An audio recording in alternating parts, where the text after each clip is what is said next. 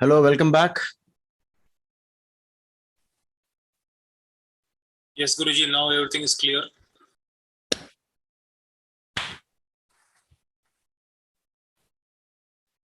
Correct?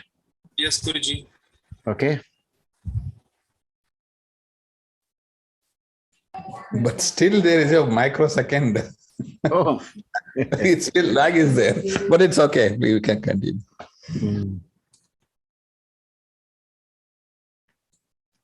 So where did we leave off last time? I think Mercury 8th house. Right?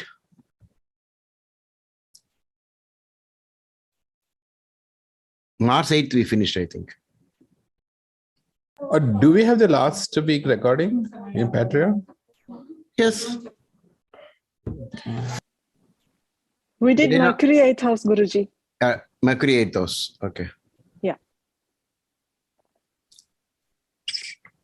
Did I not upload last time's class? It's not there, Guruji, not yet. Okay. Then I'll upload both together. Okay. So we are on Mercury in the 8th house. And what is this exercise about? Trying to figure out what are the specific things, trying to connect the common and the specific things to the 8th house in relationship to one's lifespan. If Mercury is in the 8th house, the native will get a good span of life. And later, after some other, he deals with some other matters like he'll have 7 children and so on, which today is not most probably going to happen. So we'll continue with the other aspect. If the Lord of the 8th is strong,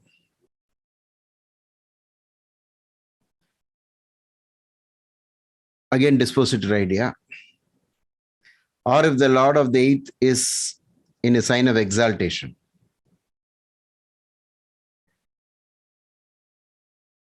and associated with the benefic, the native will be assured of full span of life. If you're referring to Brigasutram book by G.S. Kapoor, I think he made a mistake there by saying bracket Virgo. Okay.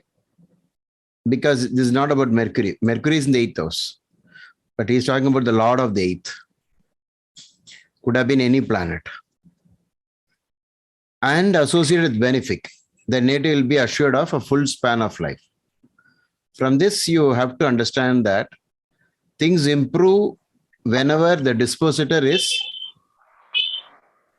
in maybe Swakshetra, strong, maybe in a Kendra, Shadbala very strong, exaltation and so on. So keep an eye on all this whenever you discuss any house. Then the last line he says, if the Lord of the 8th is in a sign of debilitation and is associated with malefics, the native will have short life. So this has been an approach that is almost running through the book. Similar approach, similarity. The common method, the regular method is the dispositor idea. And again, its own dignity, avastha, we call it avastha in astrology language. And then is it associated with benefic or malefic?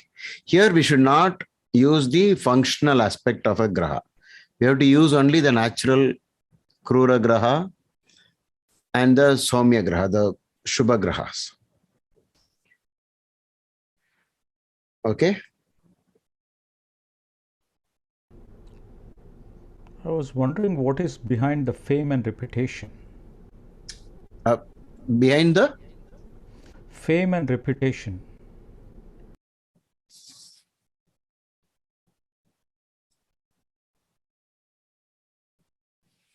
Yeah, maybe we do not know. Sometimes we are not able to find out.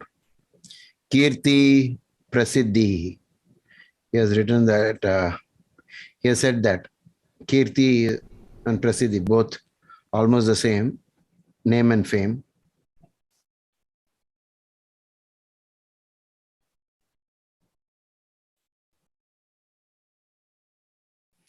Maybe he speaks well.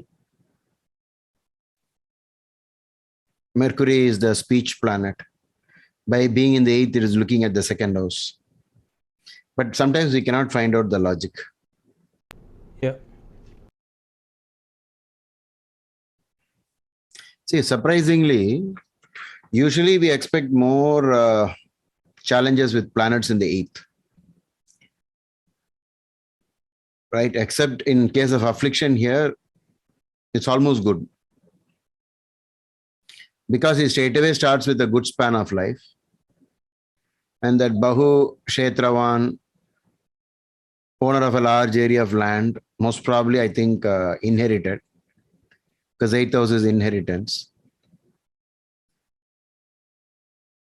Many children.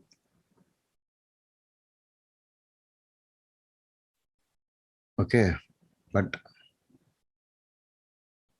Saptaputravan.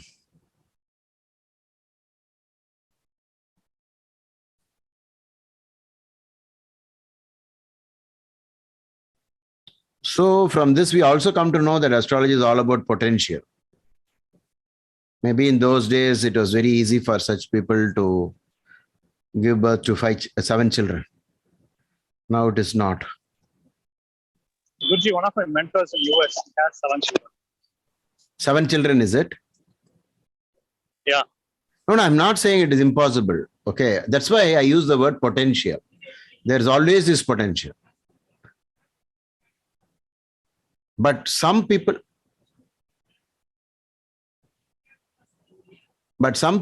will not use the potential and say, I'm not interested.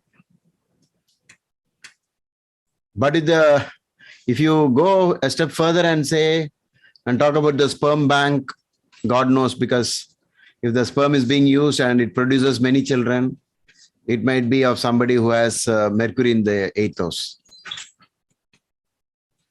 It's possible. Elon Musk has 7 children, Guruji. Huh? Elon Musk? Elon Musk. Oh, okay. He has 7 children? Yes, Guruji. Very good. That's why I said it's not impossible. It is possible. Anybody has this horoscope, we have to check that. I don't know where his Mercury is, but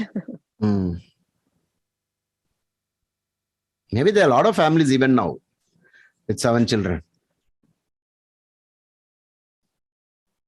But I did come across people in my consultation, Mercury in the 8th, they never had. But I think they had more. That much I noticed. 4 children. Even when everybody is having 2, they had 4.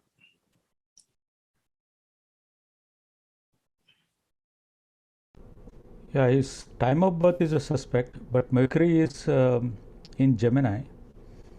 Oh, Mercury is in Gemini. Okay. But we need to check the ascendant. Right. I mean, if because in Leo that case,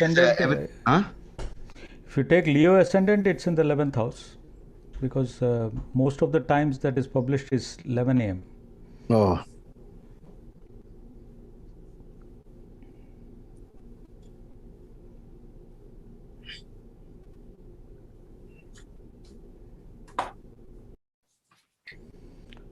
Well, goes well with his Dhanasthana. He's the world's richest person. So Huh? It goes well with the Dhanasthana. So, okay, the wealth aspect. Wealth aspect.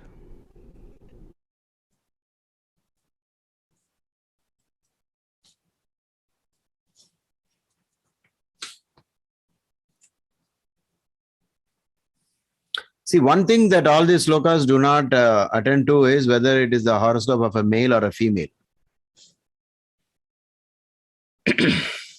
Okay.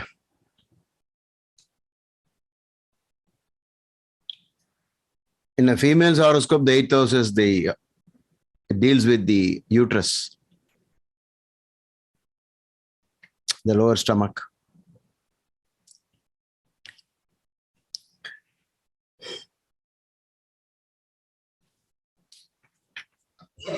So that the 8th house in Venus and Sun is completed, Guruji, or it's yet to come? We are going from in the order of Sun, Moon, Mars. So we have finished Mercury now. So after Jupiter will come Venus. Oh, okay. So the sun is already done. Okay. Yes. Thank you. Guruji, I had a question about eighth house being uterus. So that means for progeny, I know you always recommend seeing fifth and seventh, right? Partnership, like relationship, and like children can be seen from both seven and fifth. So, but uterus is also reproduction. Then is eighth house also? It's not. It is about usually about the problems of the uterus. Oh, okay. Yeah. Okay. It's not that way. It's not the children part of. It is usually the problems of it. Many people develop some cancer in the uterus. Something happens in the uterus. And these are when the planets are placed in the eighth house. We have noticed it for women. It is quite often the case. Endometriosis, ectopic pregnancies, all of that. Okay. See, the thing about astrology is that in some cases, it's like it is tending to happen, and in some cases, it happens so strongly. It'll have undeniable effects. So we do not know why in some case it expresses so strongly. There must be some other reason for why is it so strong for some people. They don't seem to have any option. They will go through that. Maybe it's something to do with whether the planet is in Bhava Madhya, whether in the stack-up method, if many more, because in most cases of something happening very peculiarly to a person, you will find that the stack-up thing is actually proving the point in every way, in any topic. In case of wealth, in case of lifespan, in case of danger to life, whatever is the topic, if you can stack up as many points as possible, that much more strongly the effect will be felt by the person. Right. So ultimately it will come to that. But then, as we always say, then we have to get started somewhere. So we are helpless. We have to go through the single rules and then slowly accumulate everything. Since I wrote my own software, I did that within the software. I kept looking for keywords and adding points like wealth or health or those things. And I gave outputs like that based upon the final sum total of, or what you can do is you can have some text. Maybe you have an approach with drag and drop into the plus and minus, whatever you find. From the regular text, you bring it into a new page. And maybe in Word, you have an option how many times you can count, how many times the word appears. But then the problem with that approach is you must use the same word for whatever that actually means. You can't keep changing it. If, for example, if you say troubled marriage, in my software, I use TM to mean that.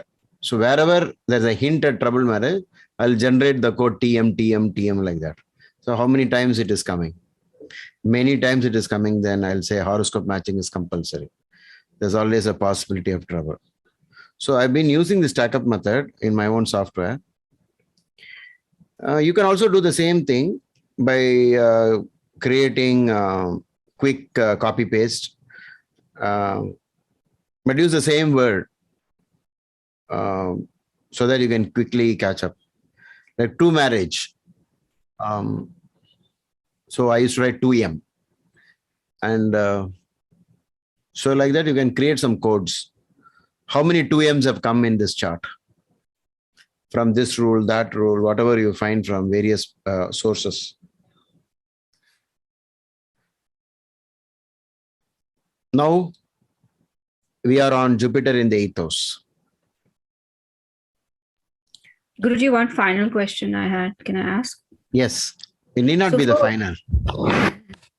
Oh, sorry. Yeah, I meant for Mercury. Yeah. I saw a chart with Mercury in the eighth house, and instead, I'm just assuming that the years that the Rishi have given are approximate or close to reality, because that person, instead of the 25th year, it was the 27th year, and that's okay, right? It's very close. Hmm. Maybe when it is in the exact Bhava Madhya, it is giving the exact the 25th year. I've seen that if it is closer to the Bhava Madhya, wherever the sages have mentioned some age just based on a planetary position, it seems to be strongly expressed. It turns out to be true. Okay. Got it.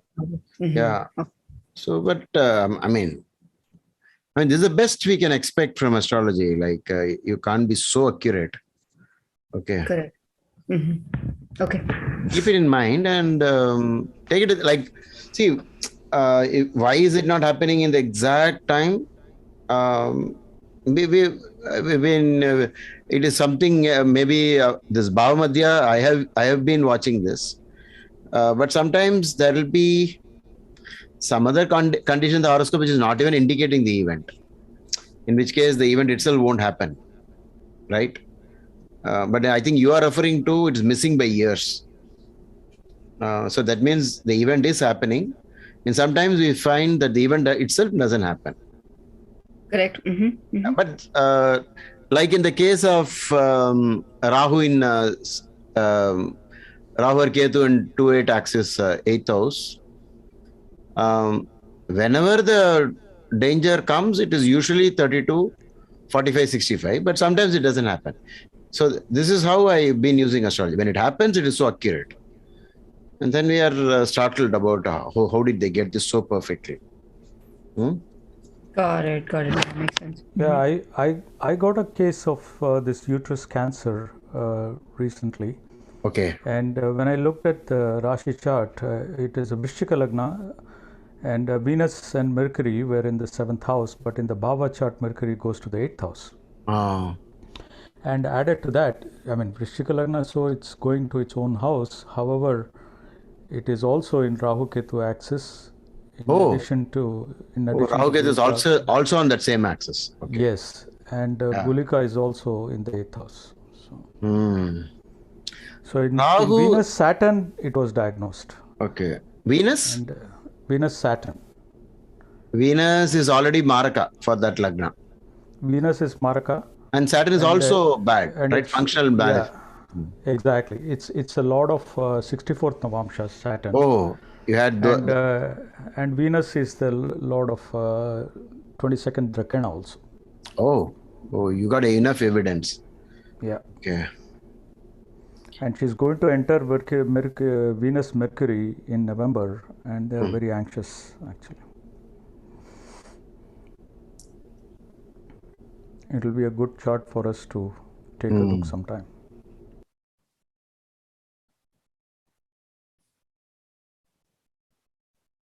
So like what once Soumya did, each one of you can do some preparation and maybe you can take a half an hour presentation slot and then explain everything, because this is what we actually want to happen, like this is a way to grow by sharing information, because now there are, I think, close to 35 students, though some of them are not attending the direct class, but they're watching the videos.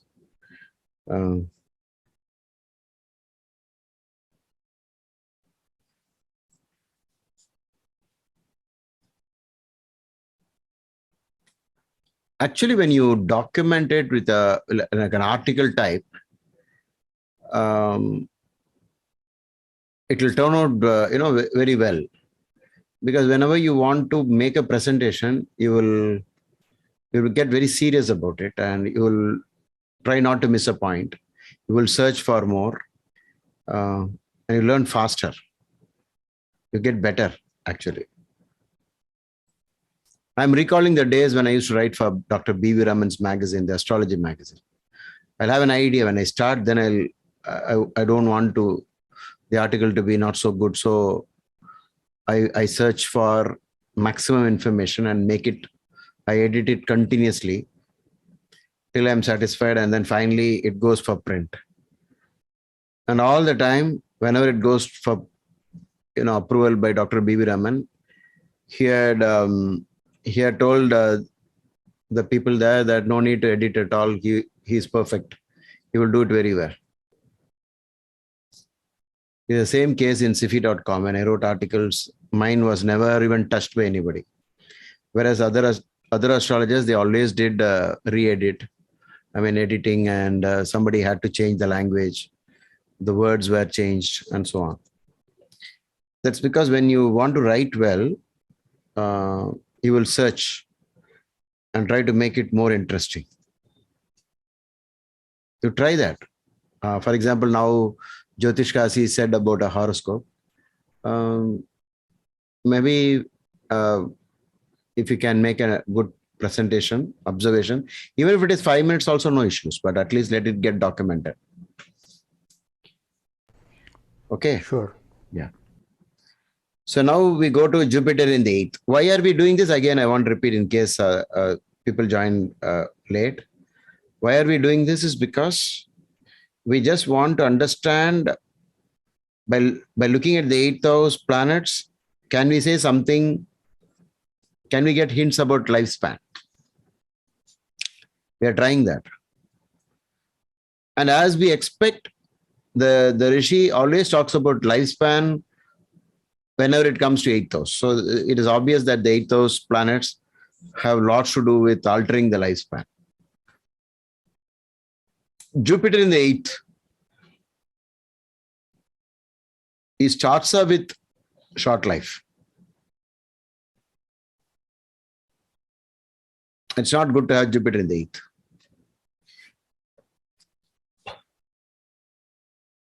Can anyone guess why it might be so?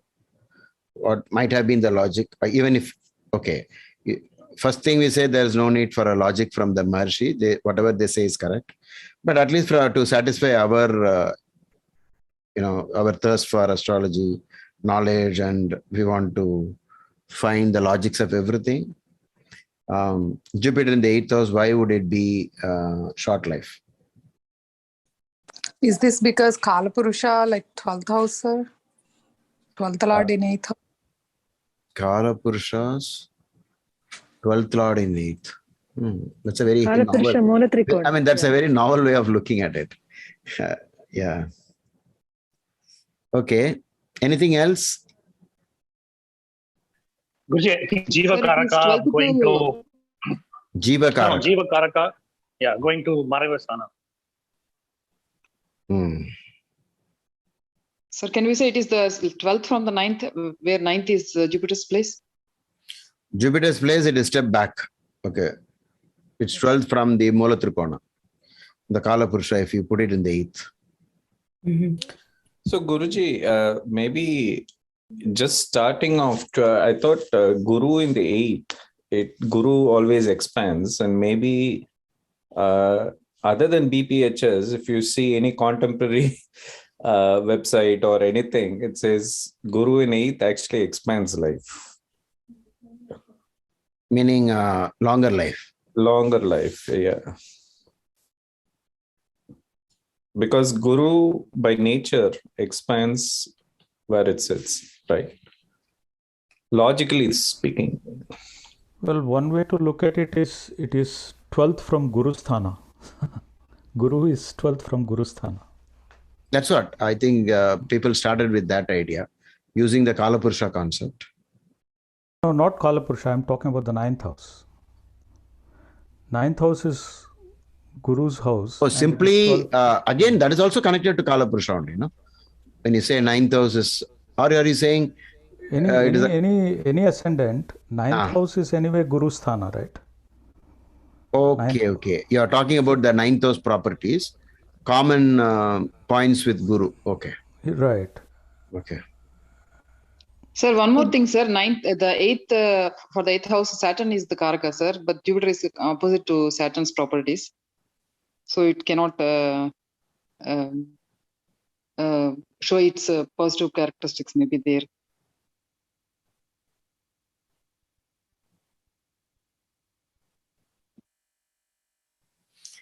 See, considering life, with great difficulty, we went into a mother's womb and we stayed there.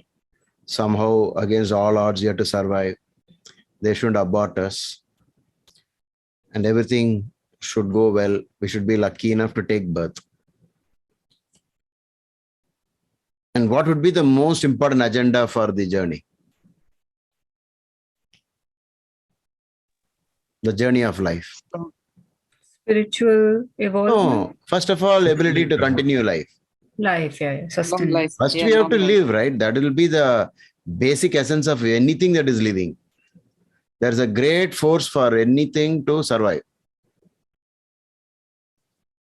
Right? The energy that comes to you to save yourself will be extraordinary. That day you will become the hero. Because saving one's life is the ultimate. So that's a matter of what? Good luck or bad luck? Guruji, again, it will depend on the dignity of the graha, right? Yeah, definitely yes. When you say Jupiter is exalted, it will give one result. That is later. But I think we have told this many times that the first word reveals a lot. So he starts with short life. Why is it reduction of life? Is it reduction? Sorry. Is it short life or reduction of life? No, Alpayu is actually short life. But we do not know what is Alpayu. Okay. Is it very short? Alpa is shorter or lesser. Something not up to the mark.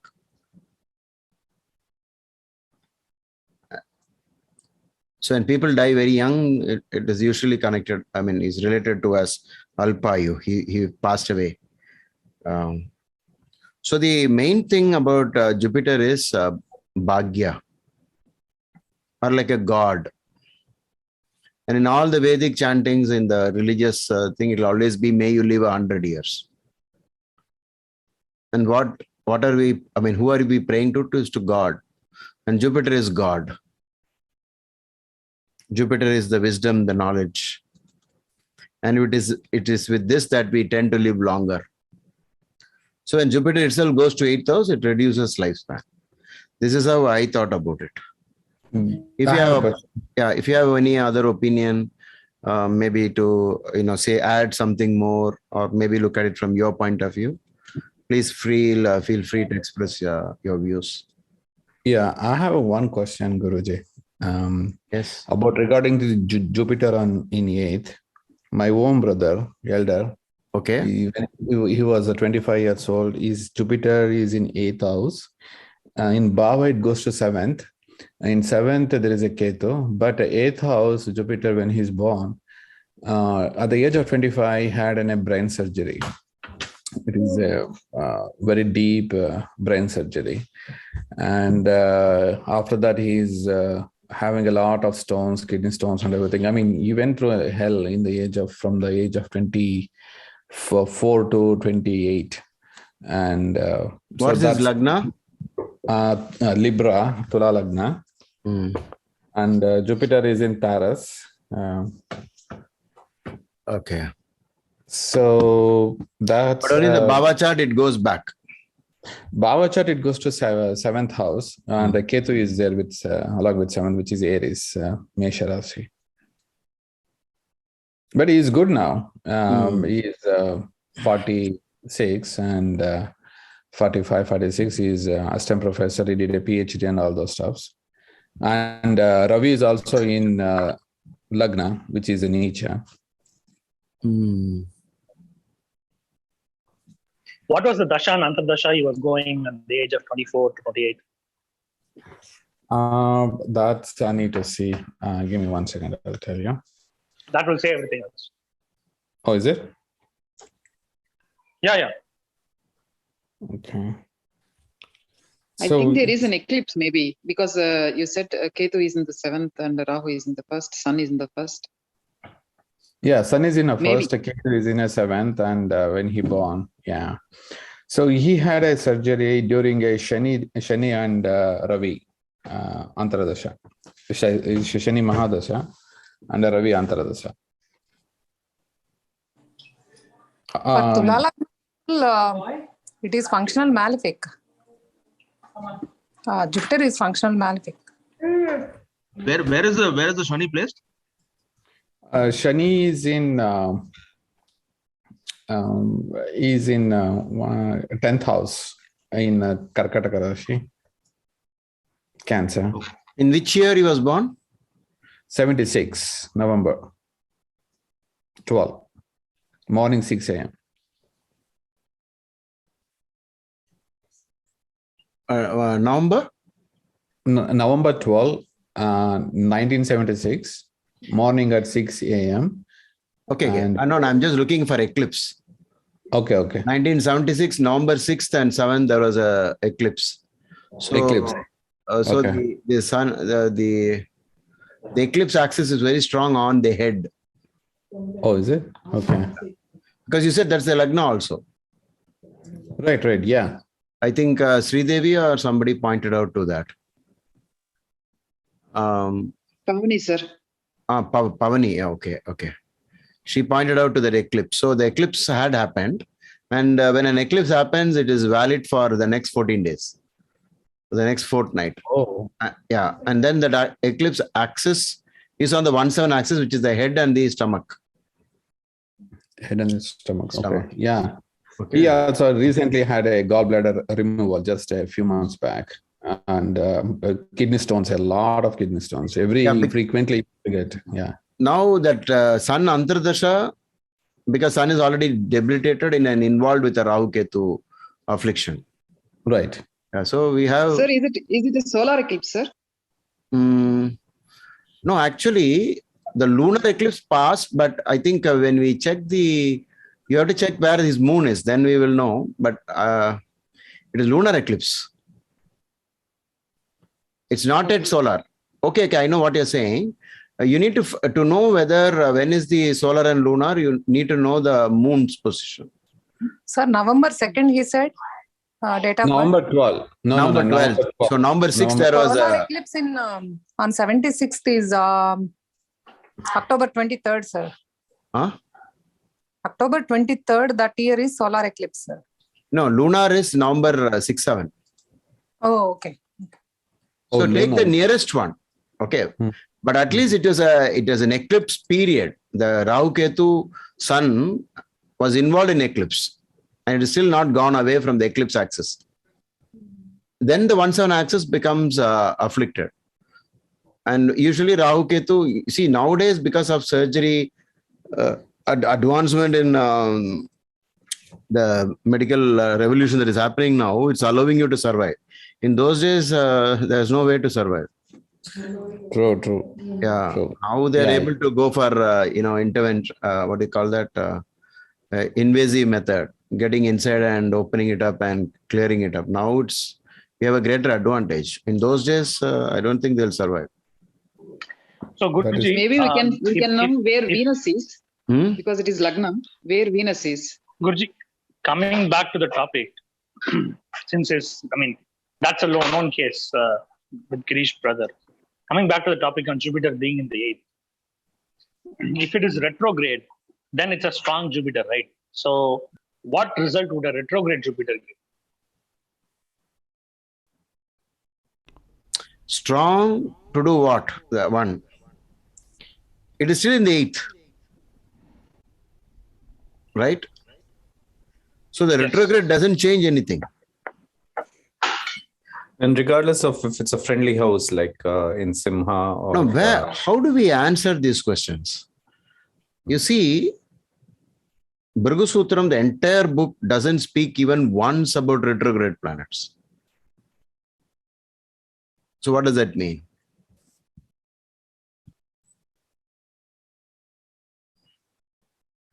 You don't have to bother whether it is a retrograde or not when you talk about planet in a house. Only when you read Dasha and Antardasha, you need to know whether it is retrograde. Or when you are doing Shadbala calculation, you need to know whether it is retrograde. Or when you're doing Prashna, you want to answer a question and the planet that is involved is going retrograde or will go retrograde very soon. Based upon that, your predictions will change. Otherwise, in Bhrigu Sutram method of planetary positions, effects of planets in different houses, not once as he asked, is it retrograde? Okay. So, Guruji, so in the case, there is a Parivartana with the 10th Lord. Parivartana with the 10th house, and the 8th Lord is also on the 10th. So the 8th and the 10th are getting a Parivartana. Okay. You're talking about a horoscope that you have with you. Yeah. Okay.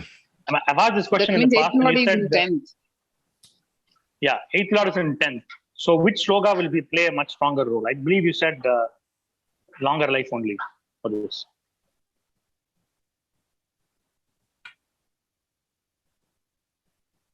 No, you said who is saying longer life? 8th Lord in the 10th is long life. Okay. And there's a Parivartana between the 8th Lord and the 10th Lord. The 10th Lord is in the 8th, the 8th Lord is in the 10th. Mithuna Lagna. And both are retrograde. The 10th Lord is also retrograde, 8th Lord is also retrograde. So how do you study it? So Sai, like for Mithuna Lagna, 10th Lord in 8th means Jupiter debilitated there. Yes. Debilitated Jupiter, but retrograde. And Parivartana with Saturn. Maybe the retrogression gives some strength what he lost because of debilitation, but yeah. No, in the retrograde, in Shadbala, the planet will become stronger. If it has not retrograde, it would have been weaker. Yes, sir. Yeah. Yeah, it's like 97 or 98, Guruji, instead of 100. I think if it was not retrograde, it might be in the 80s. It would be weaker. And Jupiter in the 8th house, I had twins and one of the twins died. And both the twins have Jupiter in the 8th. But it's in the own house of Sagittarius. So I guess there the sloka would have worked, short life.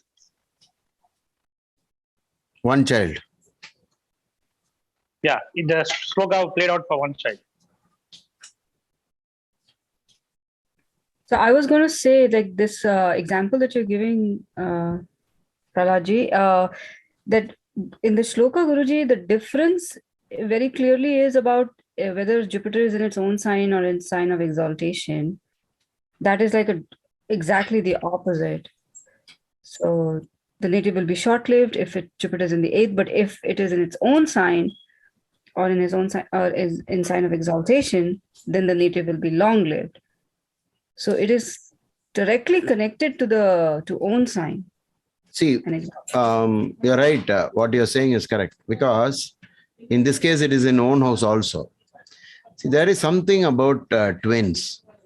The problem with twin is both the children are born in the same nakshatra.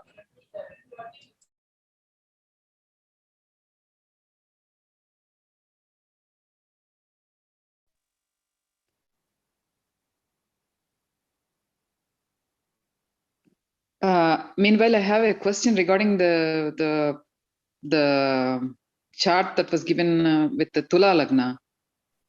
I would like to know where Venus is, because it is the 8th Lord and it is the Lagna Lord.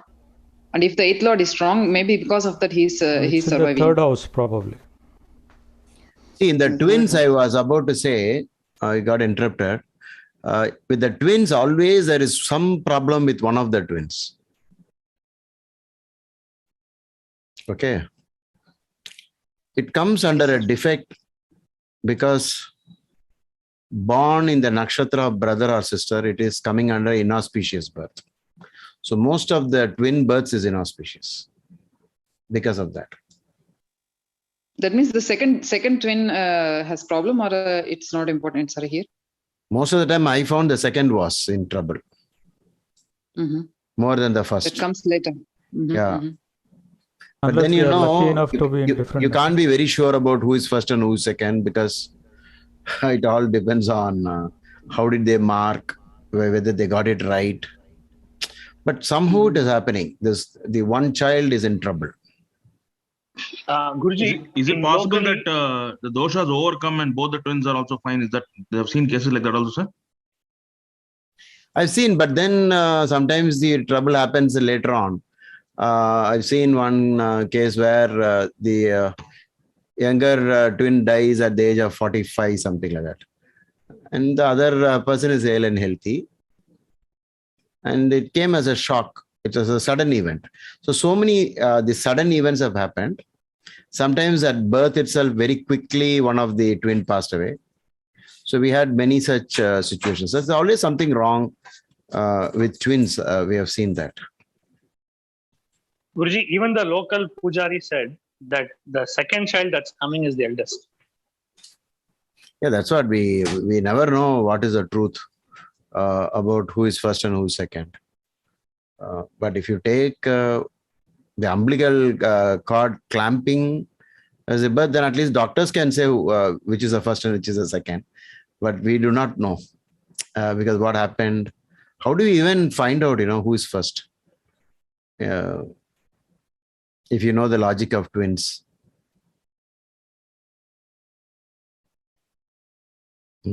That's a good point. I never We thought about we that. probably need a session for that. Yeah. Actually, there are many kinds of twins, Guruji. Like, if it is like, if they share the same placenta, it's difficult to tell who's Okay. like Otherwise, formed you can earlier. say.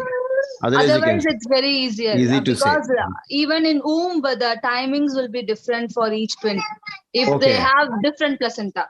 Okay. Very good. Very good. Yeah, I got your point.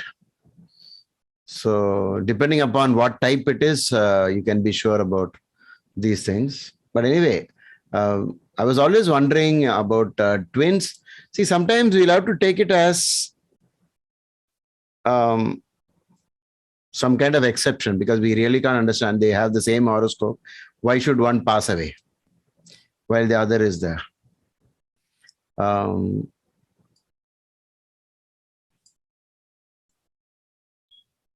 There are many theories to Guruji, this. my children had a difference of 12 minutes. The doctor was like shocked. He didn't know why there was a 12-minute difference. Okay. This is something very difficult to understand.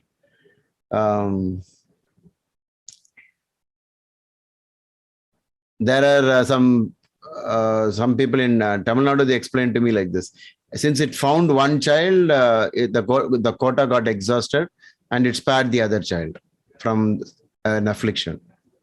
Because somebody has to, be the scapegoat for a planetary position. When the condition got fulfilled, okay, it's like saying, whatever the god of death wanted, he got it, and therefore he left. Like that, these are all philosophical, discussions. Very difficult. Guruji, the divisional charts are different, right, for twins? Because Yeah, but then, time but is then, different, right? Even seconds, even if it is seconds of difference, minutes of difference, theoretically speaking, the time is different, right? If you go through Chandrakala Nadi, very small time intervals will change the entire fate. And since we don't know time of birth to that accuracy, and we are not using, we don't have the entire whatever is given in Chandrakala Nadi. It is only some 3 books we have right now, or Santanam's book. But that will be just the tip of the iceberg. So much must have been there, and we got only this much. And if you start searching for all the Nadi Amsas, you won't find it all. But wherever you find, it is all in small pieces, intervals of time where you really practically cannot use it at all. So there is a great secret in all this, that in future, if somebody can do something about, actually, I maybe reinvent the entire thing with maybe artificial intelligence, database, and that's a huge task. And then trying to find the actual time of birth, noting it down in seconds. Again, it's like fate, whether we should know that much to that extent, whether fate will permit us to know that much. All this is matters of, now, yeah, sometimes you have to say, we don't know. Maybe we are not supposed to know so much. I did a lot of research in Chandrakala Nadi, and I kept going back and forth on my Lagna. And one particular point, I got some startling things about my father in the text, and they were exact. So then I thought maybe that is my time of birth. But then I searched for more clues. It was not there in the entire book. So this is a problem because of all these invasions by foreigners in India. A lot of text got destroyed, and maybe we never may even find it again. So why we are not taking up this twin thing as a very big thing is we'll take it as like an exceptional case and leave it off. Like in medical world, we have many exceptions. We can't really understand in certain cases. Like that, we'll have to leave that and continue with our regular astrology research, thinking that it is enough that we have a Lagna and we can explain a lot of things. Guruji, I want to add one thing, Guruji. Yeah. Actually, you taught us once that it takes 12 minutes for a Lagna to change, right? So I have a testimony for that. My twins, right? They took exactly 12 minutes. So actually, it was not possible. Doctor was telling me that you have to be ready that they might only take 2 minutes. But the first guy came out and he died. And the second guy waited exactly for the Lagna change to come out. So that I can surely tell every being waits for that particular time to be born, to take upon that karma. Correct. Exactly. So in 12 minutes, the Lagna changes in the Navamsha, correct? Navamsha. Yeah. Yeah. Yeah. Mm-hmm. I think she quoted something from, maybe I was talking about some examples. Next to my office, there are twins. Both are doctors. One is a dentist, the other is a cardiologist. The Navamsa Lagna shifted, and because of that, the Saturn position changed. And one twin got married on time, but the other twin had to wait for so many years to get married. Yeah. I think you had told that. Yeah. So then I took permission from them. I actually published it in Startler magazine, that article. So this is very Guruji. interesting when you study about twins. But Guruji, at the same time, we also should be aware of that we are not like we could know everything about human life by just looking at a chart. There's something beyond sometimes also. Ichha Shakti, the way you pray, everything can change. So we should also keep in mind divine intervention, your effort. So many things can happen. The normal course why astrology works is because most people won't put in any effort to change their karma. That's why it is working so perfectly. But if you work on it, it will change. Guruji, Sir, can you say remedies for eighth house Jupiter, sir? Maybe.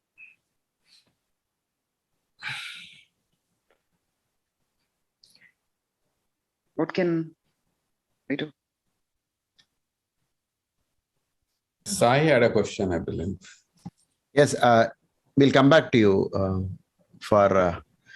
Usually, when I give remedies, I'll connect to functional malefic benefic, gem therapy, and functional malefics I give remedies connected to that planet in terms of donations and other things. That's a standard method I've been using for years. Okay, let's see what Sai So Prahlad has. Guruji, sorry, I'm also interested in hearing the answer for that, if there is one. But I know you said we'll come back to it. I know it's been a difficult conversation for me. Sometimes I even exited for a couple of minutes and came back because I also have twins, Guru in the 8th, but 12th Lord in the 8th. We've had a consultation also where you've talked about it briefly. But it's not the way that you said it. It's not like a full life, slightly lesser than that. I'm assuming it's based on portions of other charts, chart as a whole. It is not one rule about Guru in 8th. A single parameter. Yeah. Yeah. So, I mean, if there is a remedy, then we'd be interested to hear. Sure. Yeah, Guruji. I mean, even I'm interested in here because of the other chart I said, right? Jupiter is in 8th, but debilitated, but in retrograde and having a parivartana. Now, earlier I wanted to say the time of when the twins were born, they were born in Bharani Nakshatra. And in the pada that they were born, it was mentioned by Varahamira that there's a possibility of getting strangled by the umbilical cord. And that's what happened to my first twin or the second twin. Where he got 3 times strangled and at the last minute. Oh. And that's how he passed away. I see. Bad luck. Unfortunate. Dilipji, interestingly, Jupiter, when it is exalted in the 8th house, it is also the Lagna Lord in the 8th house.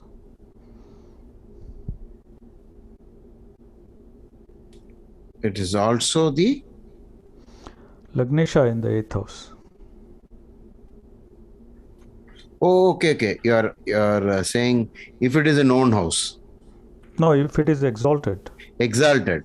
Okay. Oh, it's also okay. You're saying if it is exalted and it is in the 8th, it has to be Lagna Lord. Right. Oh, okay. Lagna Lord in the 8th house. But need not be because in the Bhava chart, is it only possible that way? What about Vrishchika Lagna? It has to be Sagittarius ascendant, right? It can be Vrishchika Lagna, Jupiter exalted, and then in the Bhava chart it went back to 8th. It will be 2nd Lord and 5th Lord in the 8th, but in the Rashi chart it is exalted. It's possible. Okay. Anyway, that's a nice way of looking at things. I mean, you should keep an eye on this possibility. Whenever you read a condition, we should also know in, like what Kasi said, if Jupiter is this exaltation, it should be Lagna Lord as well. So it becomes Lagna Lord in the 8th. Yeah, 1 in 8 is also improving life, sir, improving lifespan. Lot of Lagna in 8? No, the Rishi calls it sickly, rogi. Yeah, that's what I'm thinking. Lot of Lagna in 8 is, life. Yeah. It's not good to have Lagna Lord in the 8th. Yes, sir. Yeah. Rogi. So what about the remedies on Jupiter being in the 8th? Huh? Remedies for Jupiter in the 8th. See, that's whatever I used, I'll tell you what is the methodology. When Jupiter in the 8th, I know there is a problem with the lifespan. Then the next question you have to ask is Jupiter functional, benefic or malefic for that Lagna? Once you know it is functional, benefic, you have to strengthen it with yellow idea, yellow therapy, yellow sapphire, and adding more gold to the body and not wearing black. And so on will improve the strength of Jupiter. Reading more Vedic textbooks, listening to gurus, meeting up with gurus or saintly people like that. And if it is functional malefic, then more and more of prayers to Guru and donating all this that we just now said. Donating gold, 1 gram gold coin to, teachers, gods, the priest, maybe donating gold to Lord Shiva temple I think sometime before all the students joined together and gave gold Bilwa leaf to Lord Shiva temple at Chidambaram, like that. So gold donation if Jupiter is functional malefic in the 8th. Okay. So whatever that is, it can only be either it is a functional benefic or a malefic. Depending upon that, you will have to change the बहुत जरा सा material बना दो. Change the approach. Okay. अच्छा sorry यार वो मैं लड्डू खाने की कोशिश कर रही थी. जगा दिया था. Soumya, your mic is on. I'm so sorry.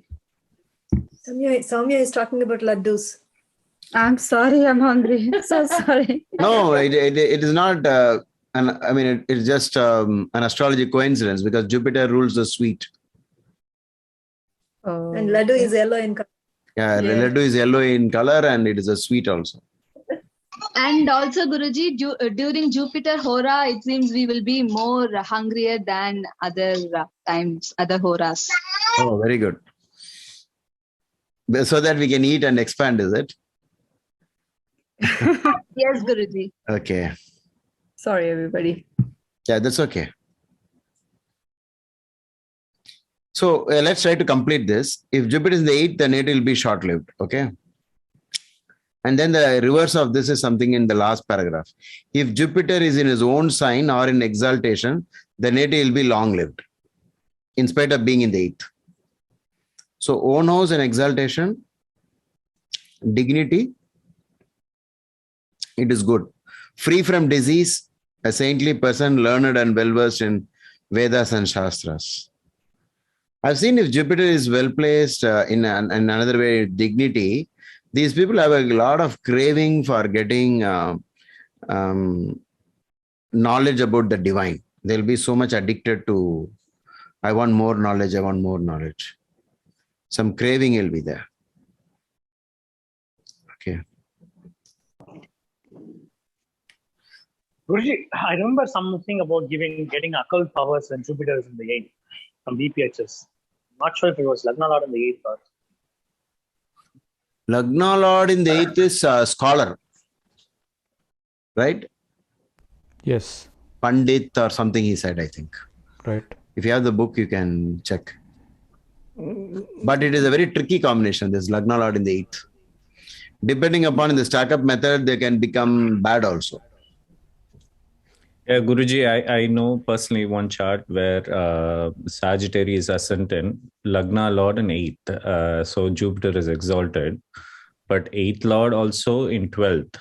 So Moon debilitated. Moon is debilitated. Okay. Yeah. And 12th Lord in 8th, which is Mars is also debilitated. Oh, Mars is also there. Okay. Yeah. So it's like, I don't know even what to say, which is... See, one thing, sometimes astrology may not be that useful because you want to say something, you cannot say certain things to everyone.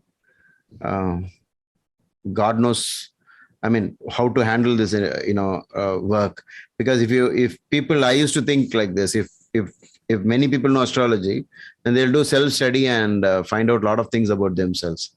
But then I used to think maybe that's what the rishis want you to know, and then change your ways and become all right. Because he says in the next line, if with Jupiter is associated with the malefic, then it will be a sinful person. Papa yute patitaha. I don't know what that means, patitaha. Maybe Harini can say. Patita, sir. Patita, sir. Huh? This patita means it's a wrong person. Wrong person. Evil. Okay. Evil. So he has translated as sinful. So if Jupiter is associated with the malefic, it gets worse. Okay. Jupiter in the 8th. Guruji, actually, it means fallen or fallen. Fallen, is it? Okay. Okay. Fallen means, okay, whatever, sinful, fallen. In Christianity, is always fall, going down to hell. So all the bad things is usually considered fall. Okay. If the Lord of the 8th is associated with the benefic, and is posited in the 8th, If the Lord of the eighth is also along with Jupiter, then it will be long-lived.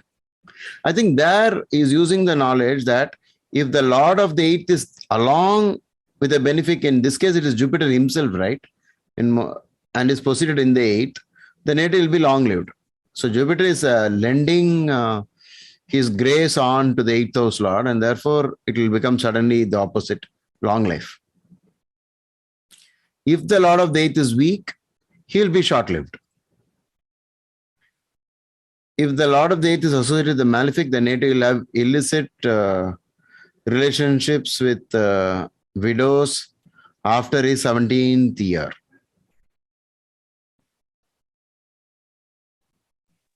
Okay. So we do not know from where the widows got connected here.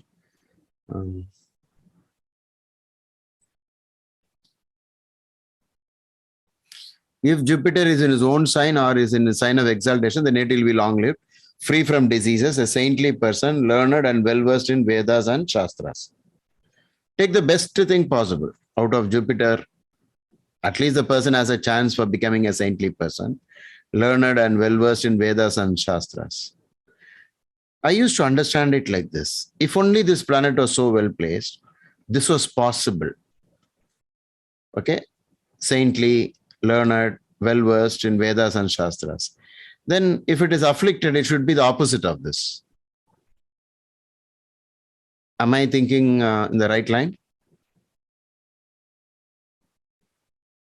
Anyone with me on this? Yeah, I think that's logical. Logical, right?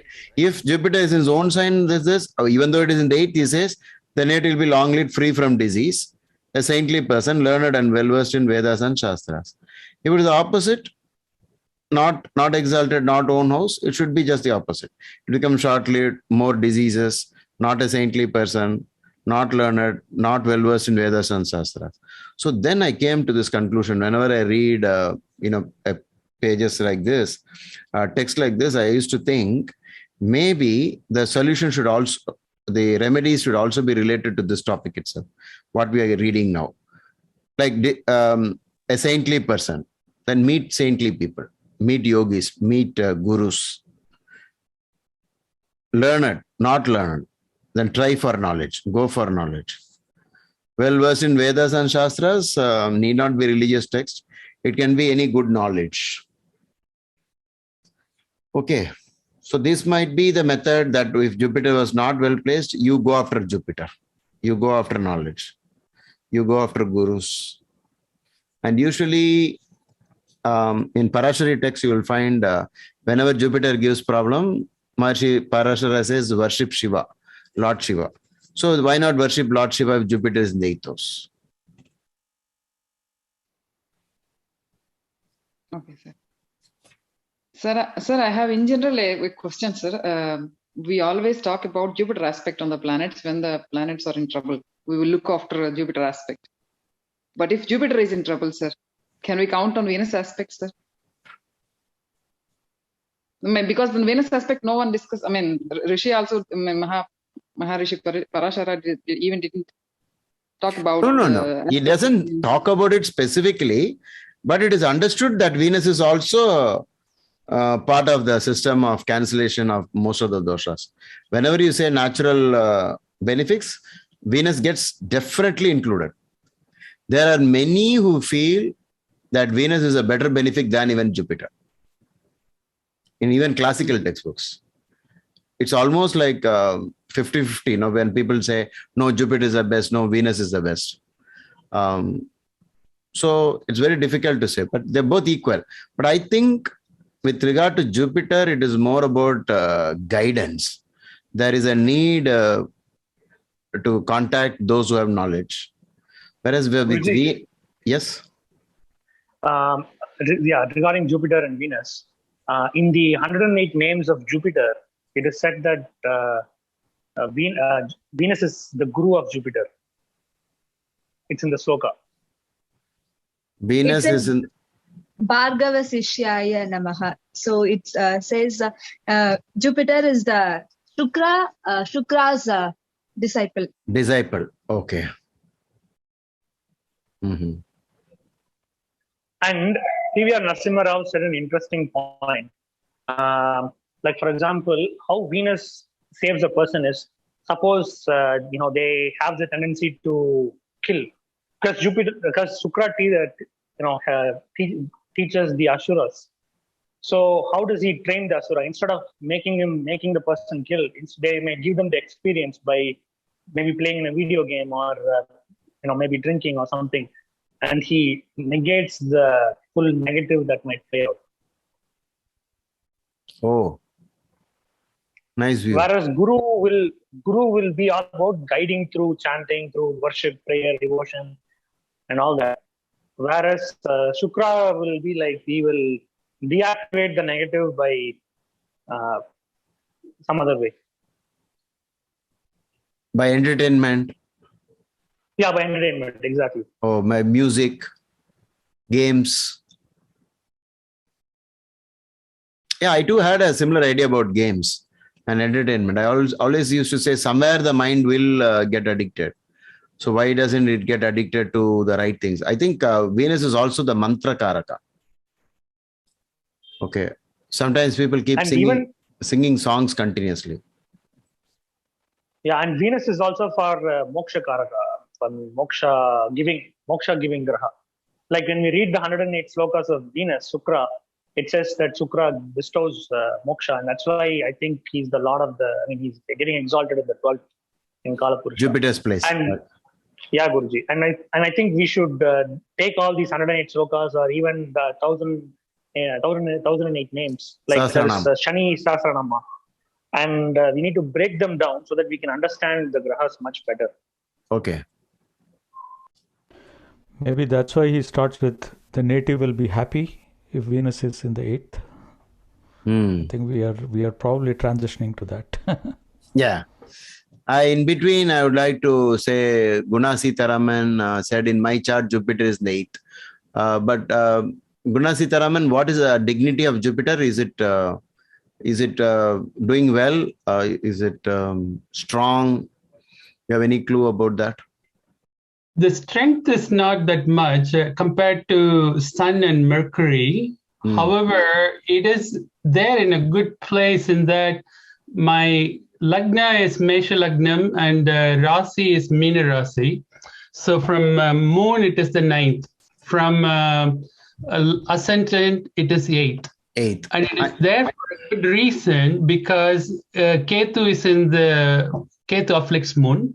Therefore, it is giving a 5th position to looking after Moon and Ketu. Oh, from Jupiter, Jupiter looks at Moon and Ketu. Yes, correct. And also, my Venus and Mars are sitting in Cancer. Okay. He's giving sight to 9th, making sure they are not going astray.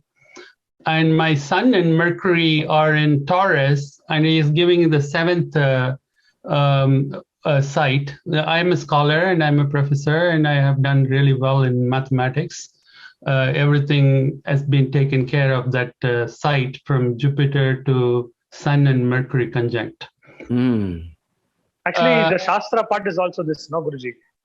In the last part of the sloka, it says that we well versed Shastras and all that, and he's a professor. Correct.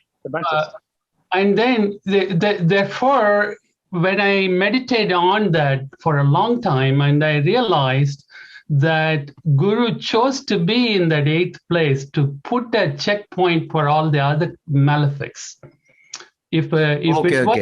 Okay, I got your point. You're looking at it from another way. You're now saying almost like saying, thank God Jupiter was there. Yes, and then 30 years ago, this is very spooky, but I really want the rest of the people to know about the transits. I listened to yours, and therefore I went back and did my transit analysis in 1992. What really happened that shifted my career trajectory completely differently? I went through some management training, and I knew how to communicate to people and hustle and get my business straight. And I went to Netherlands, and then in one of those blunt, honest conversation, I got into unnecessary unhappiness between my host wife, the professor The dean of College of Engineering invited me, and I went there as a visiting professor. And then his wife and I mean, they kept on inviting me for dinner after dinner after dinner. And then one day I bluntly told them, hey, hospitality is not for what I came here. We need to finish our business. We need to finish our business. And at that time, that gentleman, like a nice Dutch uncle, told me, you have become too much American. When you go back to US, why don't you learn your heritage? Okay, that's what put me in Vipassana. Vipassana put me with gurus, and gurus put me with astrology. All these came. So then I went and checked the transit very recently. A month ago, I checked the transit. In 1992, what did happen? It turns out Jupiter was exalted in Cancer at that time. Saturn was in at that time in Capricorn. The conditions were all very right for me. That is what led me to study all these things and prepared me for the upcoming Sade Sat that came in 95 at that time. And it really, 95, 96. Yeah. Yes. During that time, I lost Mrs. Udayamurthy, who is like my mother. I mean, she was such a wonderful person. And my brother died. My father died. My mother died. Another one of my brother died in that Sade Sati. Oh. All these things, this learning some things 5 years before that helped me. Oh. So I see Jupiter is in a good place, and he's taking the hit in order to put everybody else in the right Guna place. sir, what was the Mahadasha that you were running during the period of 96 and above? At that time, Venus.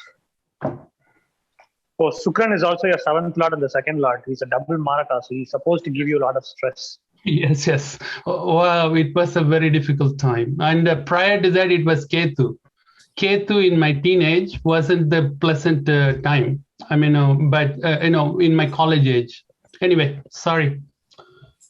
No. We are all learning. We are all. Yeah, this is so. Therefore, I see a view that Jupiter, when he happens to be in the 8th, he really puts you in. If you are with the right company of the people, he puts you in a way that you don't indulge in any, material pleasures. It's nothing really matters to you. And that may itself lead to detachment and hence less lifetime. If you're not taking care of physically yourself, but you are all the time going after saying, I don't mind dying tomorrow, then why not? I think, sir, in your case, earlier Guruji said the remedy, if Jupiter is in 8th and they're supposed to go towards learning, go towards, being like a Jupiter, maybe that helped you. Since you became a professor, since you were in that field, I think the Jupiter was playing one of the good role. Good point. You fixed your Jupiter. Yeah. And 12th in the 8th is also very good is a good behavior and like that. It will help. Yeah. Yeah. In the 12th house, under the 12th house, only 2 placements are good, right? We discussed this once long time back. And then, everything is bad except 12th in 2nd and 12th in 8th. Only 2 places for 12th lord to be in. Everywhere else it is bad. And then surprisingly, Saturn is independent. That is, Saturn is not at all getting any aspect from anybody in mind. And he is sitting in Sagittarius.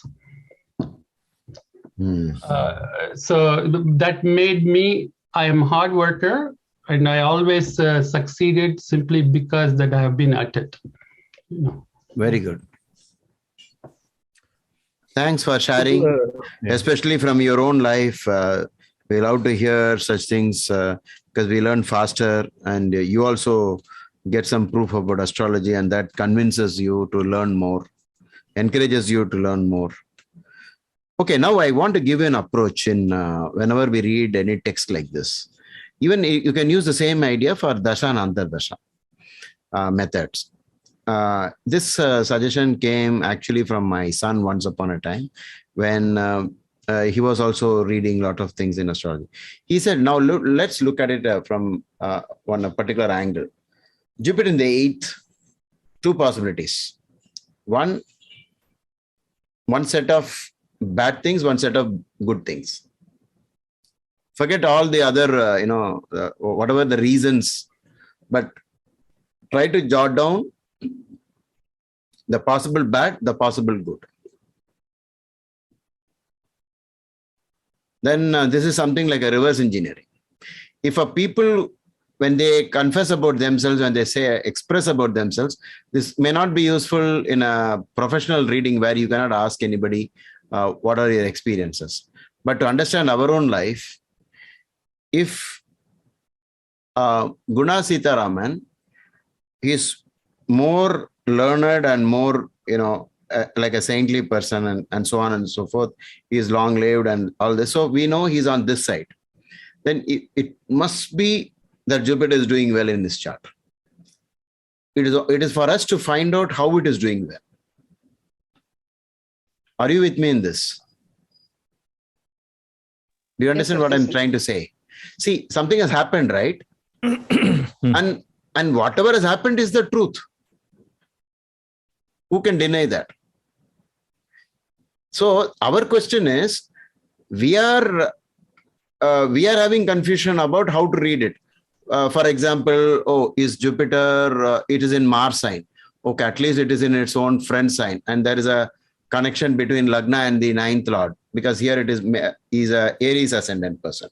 So like this, you can see some conjunction connections and then say, maybe, okay. Then somebody came up with this idea. It is also that, I think you said 12th Lord in the 8th, 12th Lord in the 8th, somebody said. And like this, if you come up with all this logics and then try to reverse engineer and say, because he is all this, it must have been good, and you search for why it should have been good in the horoscope. Okay, maybe once if Guna Sitaraman allows us to have his entire chart shown on the screen, all of us can find out why this Jupiter is so good, because he's a typical professor and he's keen on learning a Vedic subject like astrology, and he seems to have at least his profession proves the point. So I've used this approach in most of my practical readings with Dasha and Antardasha. See, the person is, when he's coming to me, when I'm reading Dasha and Antardasha, there is one paragraph good, one paragraph bad.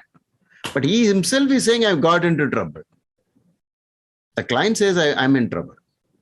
How many years? Exactly when the bhukti started, he got into trouble. Then you can check what Parashara wrote. He said, if this is so, this is so, this is so, then we check in the horoscope and find yes, it is all correct. Then the next paragraph, how to get rid of the dosha. Find out what is wrong. How to do the remedy. What remedy? Because the rules are there, the events is happening. The Maharishi expected this 5,000 years ago. And in spite of so many years, the event is still happening today, as told by the Maharishi. Then you should give a lot of importance to the rest of it. Okay, that means this is the truth. And this planet, whether I can find it or not, that is a different thing. Then this Jupiter is doing well, or this Jupiter is afflicted. That is why he is like this. Okay, so from using this idea of reverse engineering or whatever terms you want to use for that, you can easily fix many things. Even in case of doubt, you don't have to do that lengthy stack up method, search for everything. Because sometimes in the beginning, somebody was talking, they said one more point, added many things. It is also the 64th Navamsa Lord. This is already then Rahu and Ketu, I think Jyotish Kasi said. Now, all that is the most, the scholarly way of doing things. But if you want to do it simple, you know that the person themselves have gone through that trouble. And then it is only for you to search for what remedy you should give, how to project his future. like what happened in that period. Okay, then the planet is already proving its effect. So you must tell him all the remedies connected to Rahu and Ketu, because I know Rahu and Ketu are diseases that can't be spotted very easily. It hides. Only nowadays scan can reveal, and even to get a scan, some hint must be there. Something must pop up. Some symptom must be there. Otherwise, why would you go for a scan? Then suddenly when they do a scan, they find out, oh, there is a tumor or something which can, and then they do a test, they find it is malignant and so on. Sometimes people are very lucky. Many of my clients have reported that it's just pure luck sometimes that doctor suddenly feels, why don't you go for a scan? So from the events, there is no greater proof of whatever is there in astrology beyond the events that has happened. Only doubt you might have is the horoscope correct? That's the only point where you can say, no, just because he's having this combination, I don't trust it. Maybe his horoscope is wrong. He was not born at this time. Like that, you can argue. But for most practical purpose, you always take two sides, the worst and the best. Only two things are possible. And out of this, to which category he fits. Okay? Sir, if in terms of remedies, sir.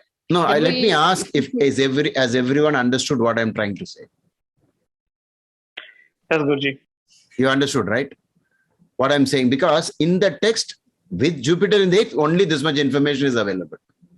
Of course, if you read one more book, you can add more points, but this is the only possibility. Okay?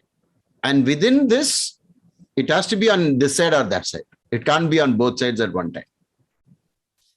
Because So if you go to Jupiter in the 8th, Brihad Jataka, it straight away says bad.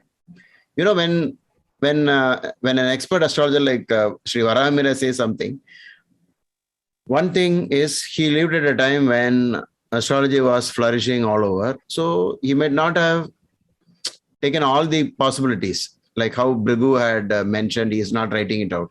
He makes it very short. And okay, Jupiter in the 8th, bad. But that is already mentioned by Sage Brigu as sinful. Correct? Sinful. Thanks for Gunasi Taraman has shared his details. All of you, those who have software, can feed in and have the horoscope. Maybe at a later date, we will discuss his horoscope, if he permits, of course. Or maybe he himself can discuss whatever he wants to say, like how we did today. So when you say Jupiter, the native will be, some books have translated as shameless and so on and so forth. So maybe that is the worst possible condition of a Jupiter.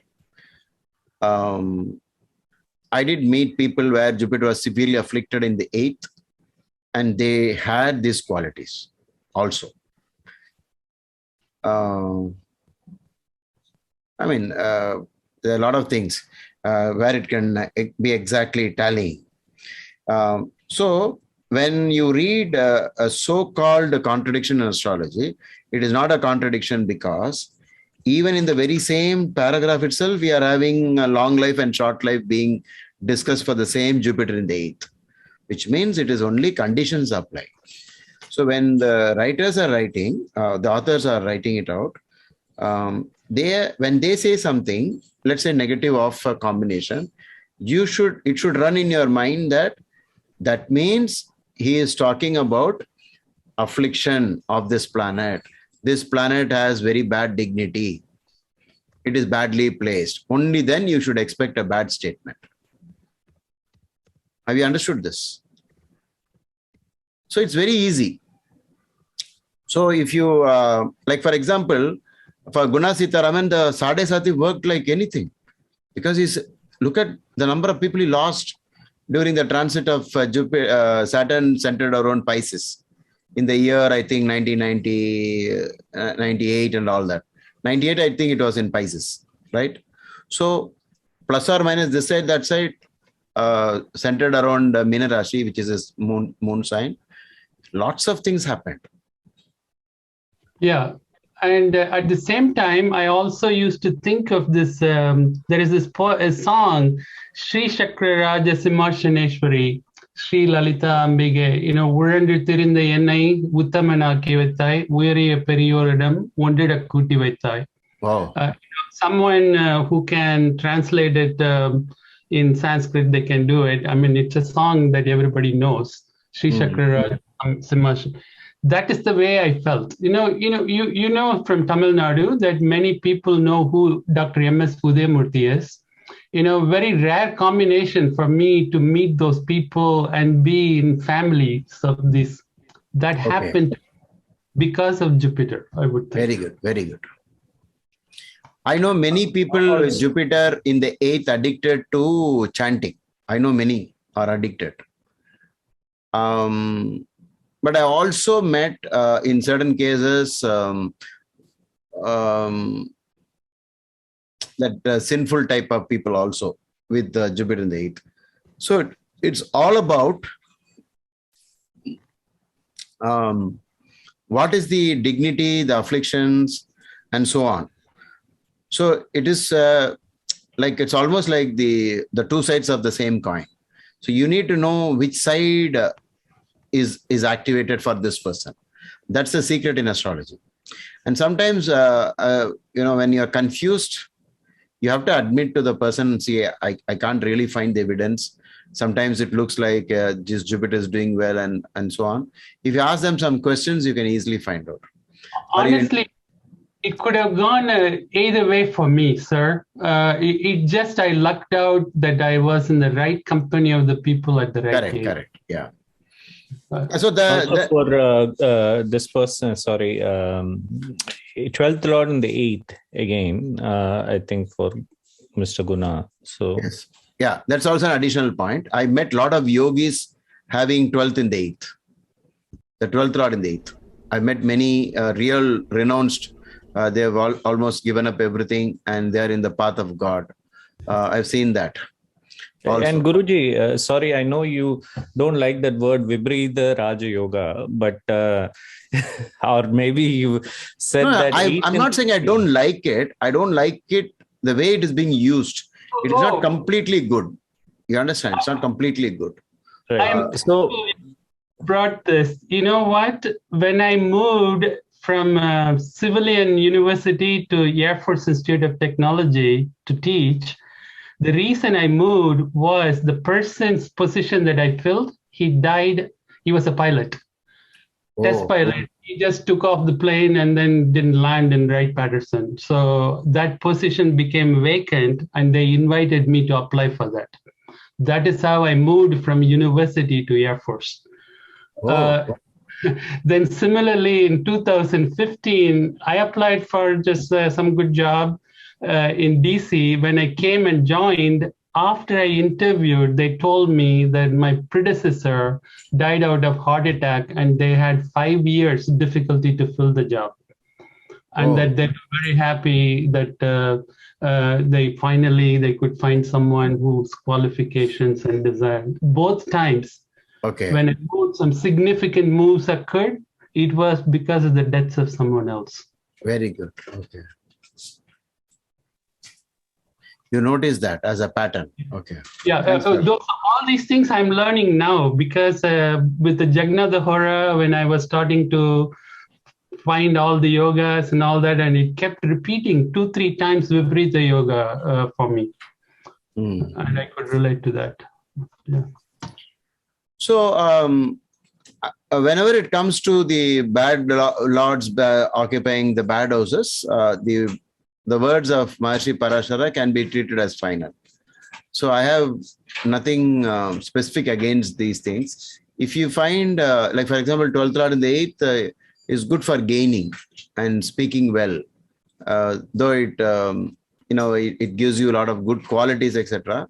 These are the plus points of 12th in the 8th. So the logic of bad in a bad is not all that, not all the time good and not all the time bad also. So you always check BPHS volume 1 for lots of houses in different houses. Okay. Sir, So for he's endowed with example, all good qualities, sir. huh? He's endowed with all good qualities, not some are like that. Exactly. Because 12th Lord in the 12th, it's a typical Viparita Raja Yoga, but it's very bad, right? It Guruji, gives so rise 12th to, Lord in 8th is good because that's the 9th from the 12th. okay, correct. That's one of the ideas. You can say that it is the 9th, the Lord has moved 9 houses from that. See, but whatever it is, we don't have to really find the reason. You can simply accept the words of the Rishi as final, because they are the authors of astrology and we shouldn't question them. So, but as I told you, we are now educated, so we can't stop, trying to dig out the logics of everything. We'll be happy only if we find the logics. Okay. Fine. So what we'll do? Sir, I have one question, sir, regarding the remedies. Can we do remedies in this example, sir, Jupiter in the 8th house, if bad planets are aspecting Jupiter, sir? In doing remedies, can we pray to the if Rahu has aspect on Jupiter? Can we pray to Rahu so that it can be a remedy in this case, sir? Well, what you're saying is afflictor, worship the afflictor. That's a very good idea, actually. It's a very good idea. Worship the afflictor, donate things connected to the afflictor. Very simple idea. Why should a planet be afflicting? It must be coming from past life. So it is representing some past life action. So try to reverse it using the same planet. So Guruji, yes, we can use that idea always. Sorry, here I'm getting a basic question, or I don't know if because you just said worship the afflictor. Does it translate only to worship, or does it also translate to wearing the colors? Because I know. No. Wearing the colors is allowed only if it is a proven functional benefic, stated functional benefic for any lagna. Without that, never wear its color and never wear the gems. Only colors and gems, paintings, symbols of planets can be used only if it is functional benefic. That is, you can have, for example, for a Makar Lagna, you can have a white horse painting, almost life-size white horse behind you, wherever you are working, to improve upon your 10th Lord and 5th Lord's luck. Like that. But for that, you need to get permission from the Maharshi saying that it is a benefic. If it is a benefic, you go for painting, you go for objects connected to that planet, you go for symbols, logos, colors, gems, all of that you can go. Sometimes if you know some specific metals, use more of the metals like that. But once you know which side it is functional, benefic or malefic side, prayer and charity connected to that will reduce your, because why somebody is malefic to you is only connected to your sin. The sin that he committed in the past life takes on, gets connected to the planets that are functional malefics and are afflictors. Okay. And Guruji, when we look at slokas, slokas are talking about like, I think it's Runa Vimochana sloka or something, it's for depths. So the sloka is talking all about praising Mars, praising Savai. And that is an indication if somebody has a malefic Mars, like if Mars becomes a malefic, then you're supposed to worship. That's like the chart indicating that whatever is malefic for you, you're supposed to worship them. Correct. That is the clue that is given. Exactly. You praise them, you flatter them, you say you're great, and also learn everything about the planet and find out about it. For example, I'm just giving you a clue. If Mars is the afflictor, Mars is what you try to describe everything about Mars. And then you must have done something connected to Mars. Violence, hurting others, blood related, murder, like that. A range of possibilities with Mars energy. And you try to reverse it this time with the opposite of fight and blood donation. Blood donation, compassion, all that. You see, Mars, own house, Mulatrikona, Venus, own house, Mulatrikona, they are opposite to each other. Venus represents pure love. And that's why he's a very big, is termed as sometimes, arguably the best benefic. unconditional. So whereas Mars is for war. Okay, so the karma karaka is Saturn. That's why Saturn likes to be your livelihood, your purpose of your life, your what you have to do for the world, loka shema, must be in love. And that's the reason why Saturn gets exalted in Libra. Whereas Saturn hates to be in Aries, the war, the arguments and fight. He doesn't like to be there. Saturn is debilitated. Saturn is very unhappy to be there. Like this. So if you use common sense, discuss about all planets, you can easily invent your own remedies. You know what is Mars, you know what is Venus. If Venus is debilitated by a man and it is badly placed from Upada Lagna, the women he meets in his life, his wife, everybody will be bad. So many things can go wrong. Sometimes from the events you can correlate with astrology and then invent your own remedies. Some people have some kind of feeling that they know already that something is wrong even before they know astrology or get their horoscope done. I think I've told a lot of case studies like that where they themselves know what to do. They get into it very early in life and they're fascinated by that. That the reason being that fate itself, when the Atma took this birth, it knew what has to be done. That was the agenda. I will do this and correct my bad karma. Like I think when you joined a class, you would have made up your mind, this time I'm going to do well. I'm not going to be like how I was in the last time. I did that when I joined NIT computer course. I said, this time I'm going to be the topper. I had enough of being a backbencher. And I got 100 out of 100 in every test. Okay, so you decide and take birth. And so even if there is a sin in the horoscope, it may not tally because you started working on it. You decided to change. So please understand that there is a vacuum that if you have Jupiter in the 8th, and then you want to get that filled in. So you meet all the rishis, the yogis, the men of knowledge and so on, and somehow try to fill it. So that always it is all about Ichha Shakti, the free will that was given by God. And it's obvious because we created karma and only we can undo it. Okay. If you want to know more about any planet, what you should do is you should read the entire chapter and find out everything about what has been discussed in the entire chapter. All that is Jupiter. All that is Jupiter. So take, for example, the next page, Jupiter in the 9th. The native will perform religious and charitable deeds. That's it. You know, that means Jupiter is connected only to religion. It is connected to charity, meditation. It is connected to meditation. And from that, you also can understand it is the 9th house matter. 9th house matter is religion. Like this, you should learn how to read in between the line.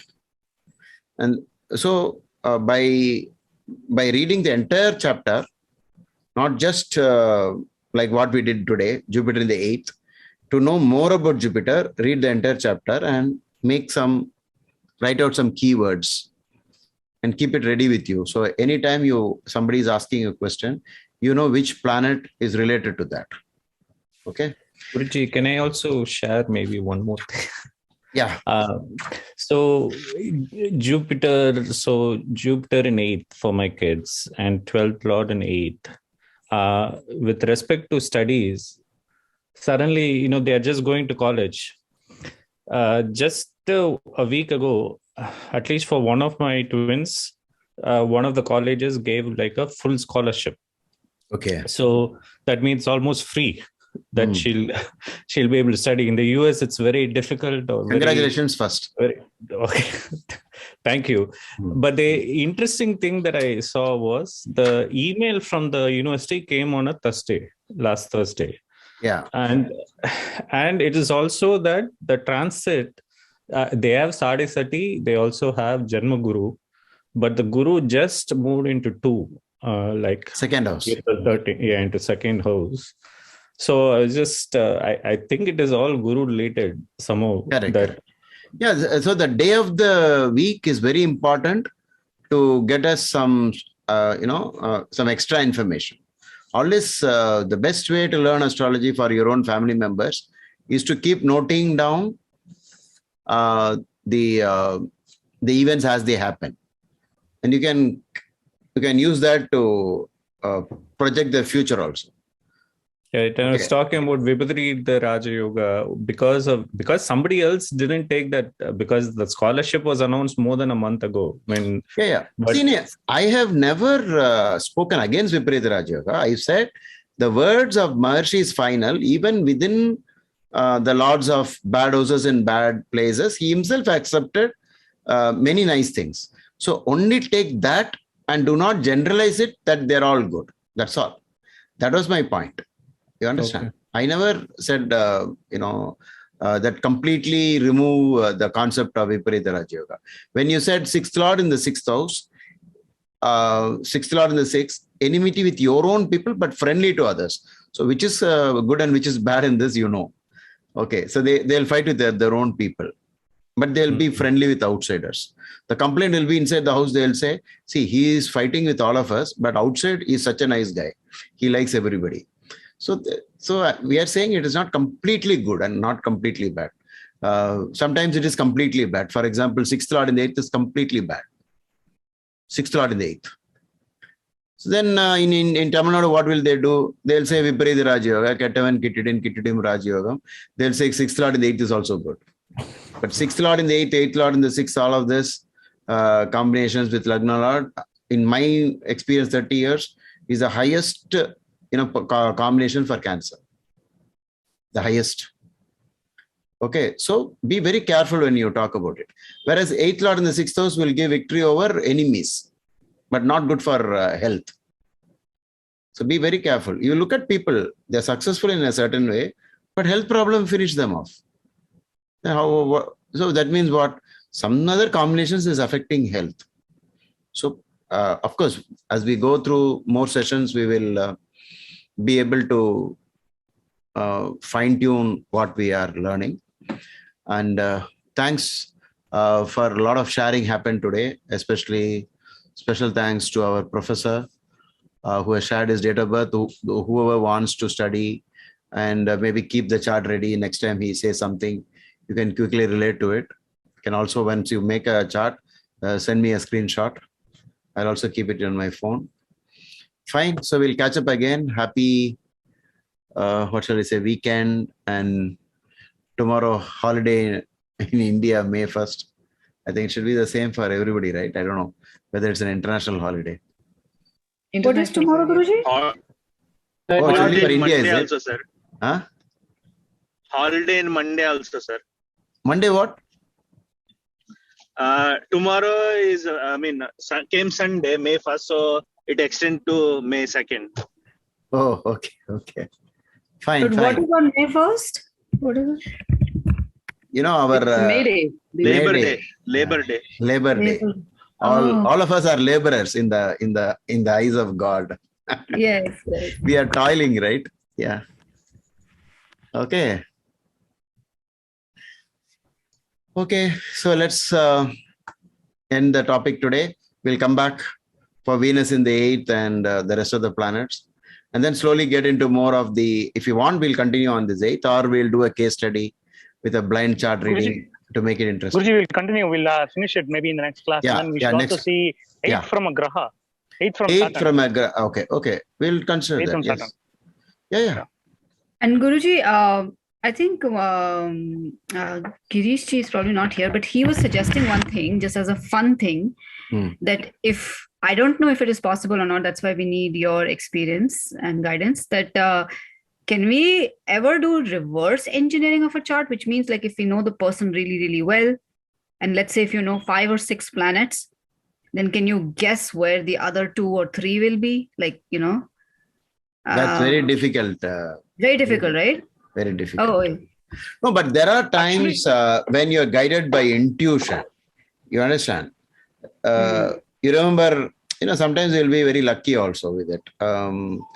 But there is a chance that something else is happening in our lives in terms of the occult. We can't really say. For example, I'll tell you, it so happened once. This happened with another astrologer. I cannot reveal his name. So we were having a conversation and he was saying, can you guess? I'm having a horoscope in my hand. Can you guess where the sun is? Simply like that, for whatever reason, in that chart. You know what I did? I just looked around and there was one horoscope where the notebook was open and I saw a sun in one particular house. I mean, you're all going to laugh at this.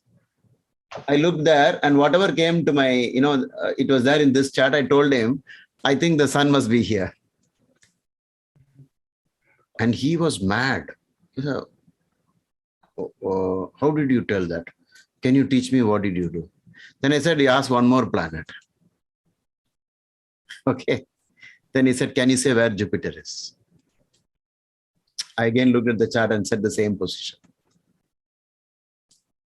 He went upside down. Till date, I never revealed to him how I did it.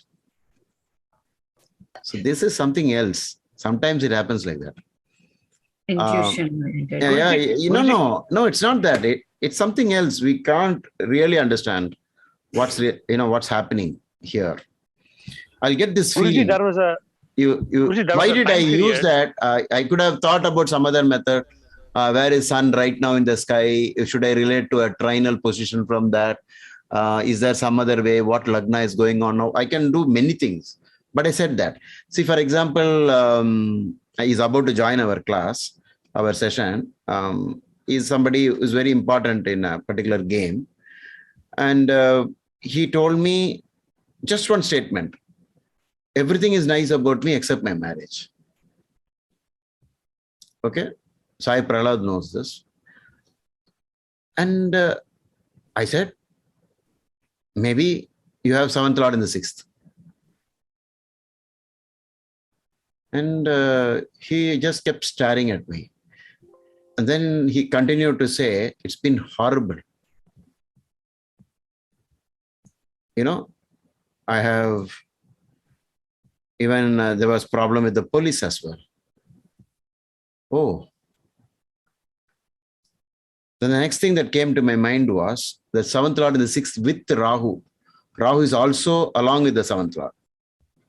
The moment I said that, because he hasn't even given his date of birth, time of birth, I could have even calculated the lagna in my mind. I can do a lot of, reading like that. I can find out by, the given time with date and time. And, I can roughly put some planets in their positions. I can do that. But nothing was given. So. But why police and Rahu, sir? This is something, comes quite, because we are always breaking our head on these things. Something else guides us. You could have told so many things about 7th Lord position, right? Why did I say only 7th Lord in the 6th that day?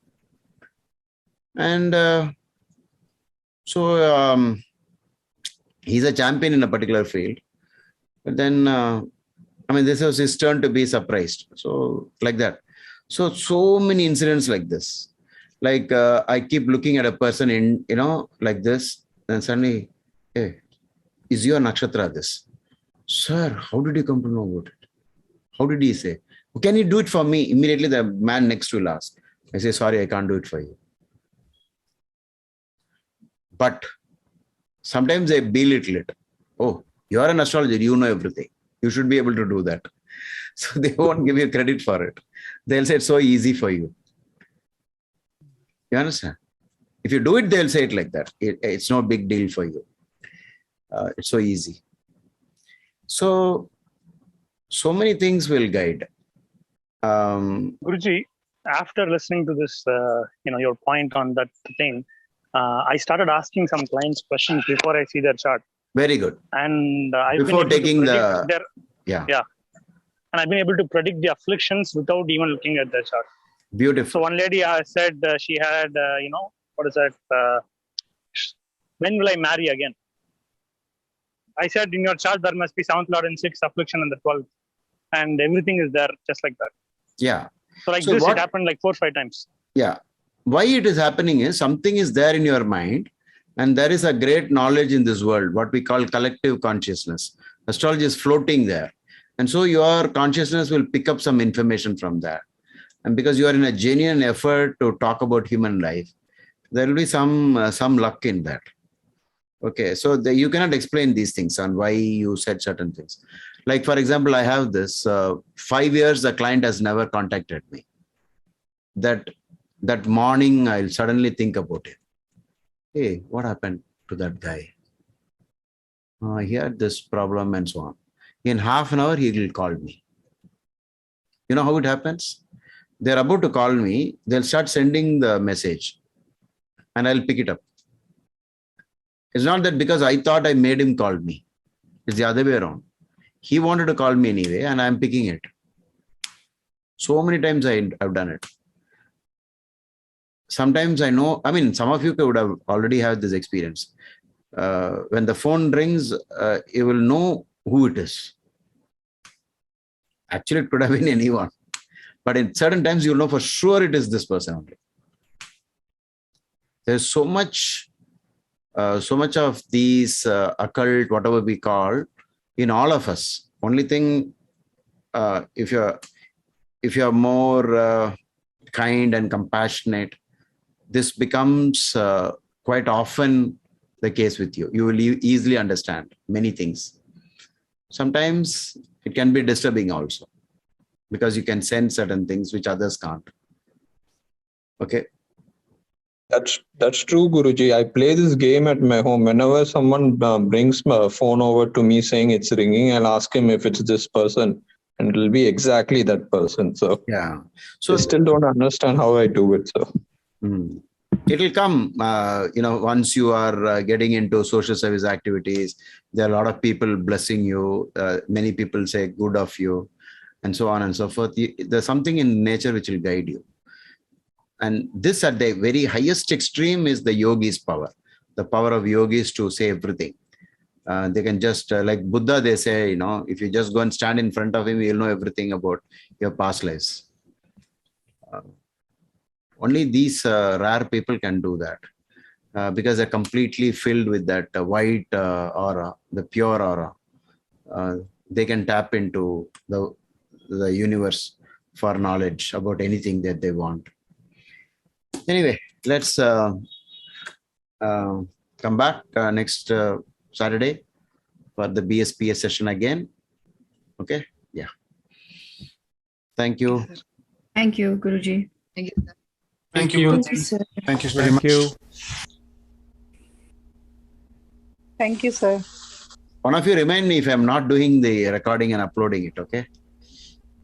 On Patreon, WhatsApp group. I think I missed out last week. Are you sure I missed out on BSPA last week? Prayer.